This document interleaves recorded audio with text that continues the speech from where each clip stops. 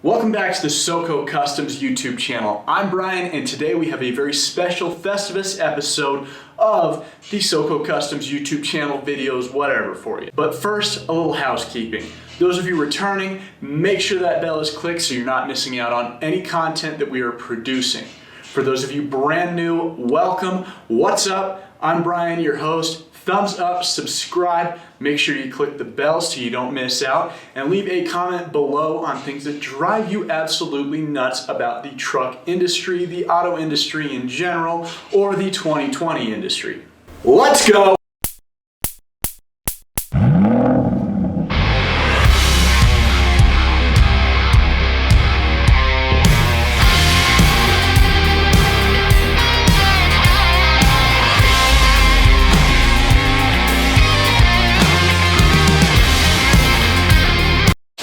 Hell, are we looking at, Brian? Don't know, let me see. Oh, puppies. All right, quiet, Gary. Festivus is a pseudo-holiday popularized by the Seinfeld episode aired on December 18th, 1997. That was about yay tall back then. Festivus is a holiday created in retaliation to the commercialization of Christmas and usually takes place on December 23rd each year. I'm a little bit late, but I wanted to make sure to take part in the airing of grievances. The airing of grievances is basically inviting your friends over for dinner, and then after dinner you will tell your friends how they themselves and the world has disappointed you in the last year. Here are my grievances against the truck industry for 2020, or just in general. Now, if you're going to be offended that I'm hating on your brand of trucks, you know, I love all these brands, but they just do some things that drive me absolutely nuts. So if you're going to get real offended, please click an ad and see yourself out. Everybody else, welcome. Now, I could easily go on about the styling of the new Chevy 2500 front end, but it has kind of grown on me, especially the light signature at night. We're all just a little bit prettier when the lights are off. But my big gripe is with the interiors. They have been running the exact same interior since 2015.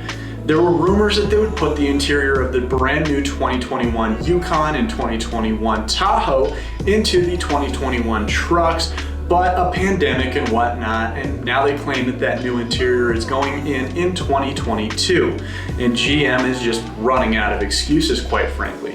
My other gripe is with the Colorado and the Canyon models. Their bolt pattern is just obnoxious. They're the only ones that are running this bolt pattern, so it makes it almost impossible to find unique wheels. Even Ford had the decency to use a very popular bolt pattern on their Ranger.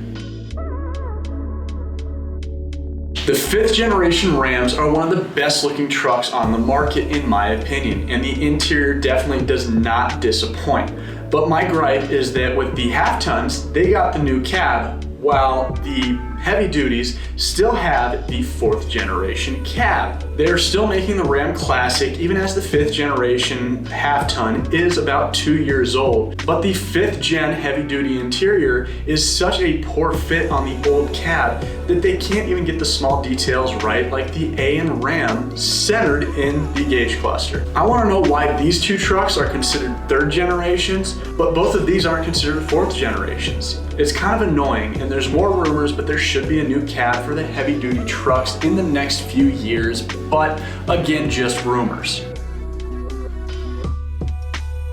Toyota has given us plenty to gripe about, and the only thing worse than telling somebody that something is new 6 times over while still building the same truck for the last 13 years is some of the nuances to the Tacoma. It takes about 5 minutes of suspension work on the new Tacomas and even the last generation of Tacomas to understand that Toyota engineers hate mechanics. I think it's just a way that they manufacture it, but the upper control arm is secured in there in a way that just makes it the biggest pain to remove. So as you sort of get into the aftermarket and you're changing out the upper control arms, it is just obnoxious. I think it's just a ploy to make people not lift their vehicles.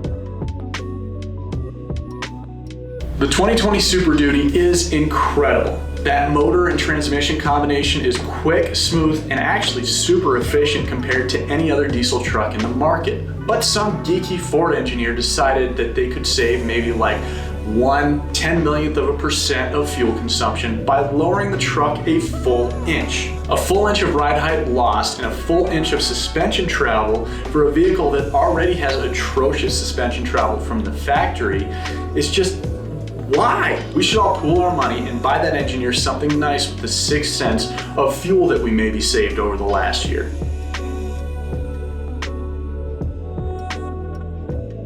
Nissan keeps driving farther and farther into the bargain basement category. They lost the Cummins 5-liter diesel that was part of their lineup, which good riddance because I have no idea where that fit from a marketing standpoint. It had less power than the 6.7, but has the same fuel economy. It had about the same towing capacity as the current 3-liter diesels that are entering the market, but with far less fuel economy. It wasn't a fuel sipper, it wasn't a high-powered, heavy-duty motor. What was it? Now Nissan is sticking to a very simple lineup of new Titans, good, better, best. But again, they're just going to slap the word new on there, even though they really just put some Morimoto lights on there. If you were looking for a bargain, head over to Nissan, but it is still the same Nissan that you test drove 5 years ago. 2021 seems to be a quiet year for new truck intros, but I am sure I will find something new to complain about. After all, I am some deranged media guy for a mechanic shop. Give this video a thumbs up and make sure to comment below what grievances you have about the truck market in 2020, maybe 2021,